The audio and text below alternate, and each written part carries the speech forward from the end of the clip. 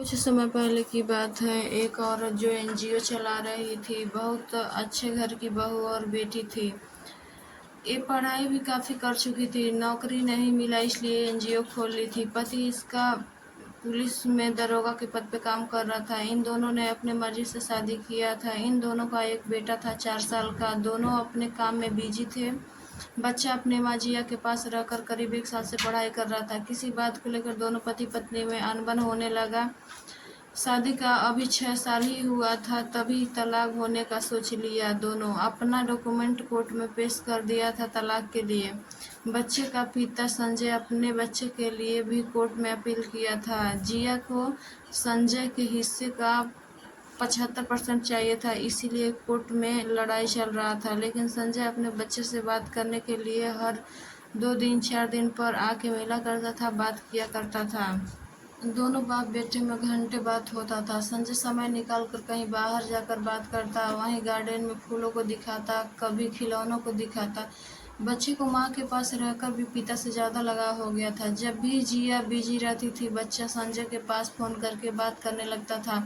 ये सिलसिला पूरा 1 साल तक चला। उसके बाद कोर्ट की तरफ से एक नोटिस आया। दोनों गए, बच्चे की कस्टडी संजय को सौंपा गया। जिया को 50% दिया गया। जिया कोर्ट के आदेश से सहमत नहीं थी। डॉक्यूमेंट को आगे बढ़ाकर बोली, जब तक मुझे 75% नहीं मिलेगा लड़ाई चलता रहेगा, बच्चा मेरे पास ही रहेगा। इतना बोलकर बच्चे को लेकर बाहर आ गई। संजय भी आ गया, बच्चे से मिला और बातें किया। बोला, क्या चाहिए मेरे बेटे को? बच्चा बताया। तब संजय बोला, आप जाइए, आपका जन्मदिन है 2 दिन बाद और आप पूरे 5 साल के हो जाएंगे। मैं आपका सारा सामान, सारी चीज़ें लेकर आऊँगा आपके जन्मदिन के दिन। आप जाइए। वहाँ से जिया ने बच्चे को लेकर घर गई। बच्चा फ़ोन मांगा घर जाके अपने पिता संजय से बात करने के लिए। रोज़ रोज़ के बात करते देख जिया को बुरा लगने लगा था। जिया अपने बेटे के हाथ से फ़ोन छीन कर बोली, अभी आए न मिलकर, तब तक क्या चाहिए जो फ़ोन करने लगे थे? पापा को चॉकलेट बताना भूल गया था, बता दिए ना, चलो अब जाओ जल्दी खेल के आओ। उसके जाने के तुरंत बाद जिया ने कपड़ा पैक करके और बच्चे को बुलाया और लेके चल दी। बच्चा ने पूछा, मम्मा कल पापा आएंगे खूब सारा सामान लेकर? तो बोली, तुम्हारे पापा के पास जा रहे हैं, आओ ऑटो में बैठो। ऑटो पकड़ कर एयरपोर्ट पर गई। जहाज में बैठकर मुंबई एयरपोर्ट से उतरकर एक टैक्सी को ली और एक होटल बुक की थी, वहीं जाकर रुकी। उसी दिन बच्चे का जन्मदिन भी था। संजय एनजीओ पे आया अपने बेटे का जन्मदिन मनाने। एनजीओ पर किसी को नहीं पाया। फिर जिया को फ़ोन लगाया, जिया तुम कहाँ हो? मैं एनजीओ के काम से आए हूँ। संजय कहा, तुम्हें पता है आज बाबू का जन्मदिन है, आज जाना ज़रूरी था? हाँ, एनजीओ के काम के लिए आज ही जाना ज़रूरी था। ठीक है, लोकेशन भेजो, मैं आ रहा हूँ। नहीं, तुम नहीं आओगे बोलकर फ़ोन कट कर दी और बंद करके नहाने चली गई। लेकिन फ़ोन खुला ही था। फिर से संजय का फ़ोन आया और उसका बेटा उठाया। संजय बोला, कहाँ है बेटा आप? बच्चा खुशी से, हम लोग आप ही के पास आ रहे हैं पापा। संजय ने बोला, ठीक है बेटा, आप कल आएंगे? मम्मा बोली है आप कल आएंगे, आपके लिए चॉकलेट, खूब सारा खिलौना, केक सब रखा है। बच्चा कुछ और बोलता, तभी जिया फ़ोन कट करके बंद कर दी। संजय फिर से फ़ोन किया पर फ़ोन नहीं लगा। इधर जिया होटल से एक खांसी का सिरप और अपने लिए चिकन चावल ऑर्डर करके मंगवाई और खाना खाकर बच्चे के साथ खेलना शुरू कर दी। जिया से पूछताछ में पूछा गया, क्या? काफ़ी टाइम तक खेलने और खिलाने के बाद बच्चे को सुलाने लगी, पर बच्चा नहीं सोया। फिर खांसी का पूरा सिरप बच्चे को पिला दी और बच्चा सो गया। फिर पिल्लो उठा के उसके मुंह पे रख के दबा के बच्चे को मार दी।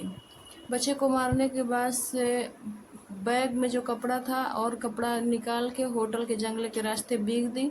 2-4 कपड़ा रख ली, बच्चे को बैग में रखी, उसके ऊपर से कपड़े को रख दी और बैग बंद करके निकल गए। निकल के जाके मैनेजर से बात की, मैनेजर साहब थोड़ा बेडशीट पे ब्लड लगा हुआ है, उसे चेंज करा दीजिएगा, ये एक्स्ट्रा पैसा है, आप रख लीजिए।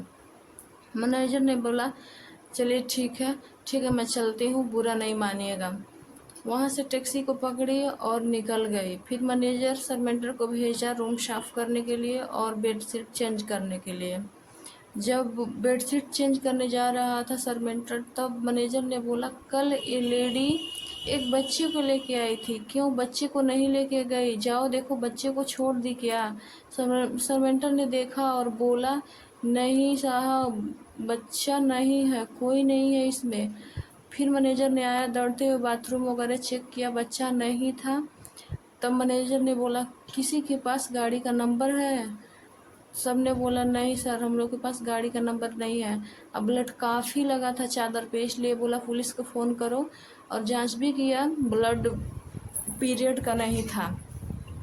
उसके बाद से पुलिस आई और ये सीसीटीवी कैमरा में मैनेजर ने देखा, सीसीटीवी कैमरा में गाड़ी का नंबर मिला। गाड़ी का नंबर मिला तो चारों तरफ फ़ोन हुआ कि एक लेडीज आई थी जो कि बच्चा लेके आई थी, होटल में रुकी थी, इधर से बच्चा नहीं लेके गई। आखिर उसका बच्चा कहाँ है? चारों तरफ पुलिस वालों ने रोका और जांच करना शुरू कर दिया। इसका भी गाड़ी कुछ दूर पे गई थी। ये पहले से ही ड्राइवर को बोल दी थी जिया कि मतलब आउट एरिया से चलिएगा, आउट रोड से। ड्राइवर ने बोला था ठीक है, पर ड्राइवर के पास फ़ोन गया। ड्राइवर ने बोला कि मेरे गाड़ी में कुछ नहीं ऐसा है, मैं देखा और बैग भी उठा के रखा, कुछ ज़्यादा कपड़ा मैडम ने रखी थी इसलिए इनका बैग थोड़ा वज़नदार था। चलो ठीक है जाओ। वहाँ जाके पुलिस ने रोका गाड़ी को, जांच किया, कहीं कुछ नहीं मिला। जिया के फेस पे थोड़ा सा भी ये नहीं था कि हाँ उसने अपने बच्चे को मार के अपने साथ ली है, इसलिए पुलिस को भी शक नहीं हो रहा था। ऊपर से बैग खोल के कपड़ा दिखा के बैग बंद कर दी, चल दी। फिर जब पुलिस वालों को गाड़ी का नंबर पता चला तो बोले सब कि हाँ अभी अभी इस गाड़ी में जांच हुआ और लेडीज थी, चली गई। नहीं, रोको, अच्छे से जांच करो। उसने अपने बच्चे को पता नहीं क्या कि लेके आई थी, होटल में थी, पर होटल में बच्चा नहीं है। फिर पुलिस वाले ने पीछे से गाड़ी लेकर गया, देखा, वहाँ रोका, बैग को नीचे पूरा कपड़ा उजला गया, गिराया गया, उसमें दो चार ही कपड़ा था, नीचे बच्चा था जो कि ब्लड मुंह में से निकल रहा था और बच्चा नहीं था, मर चुका था।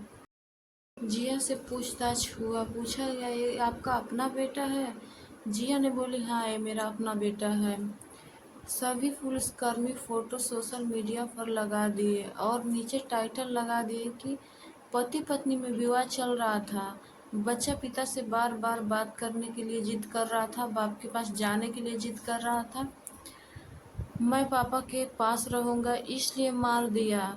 ये सभी बातें संजय को सोशल मीडिया से पता चला। फोटो देखा तो इसी के बीवी और बच्चे थे। संजय बच्चे के लिए जो भी खरीद रखा था लेकर औरतों की तरह चिल्ला चिल्ला कर रोने लगा। जिया मुंबई के जेल में चली गई।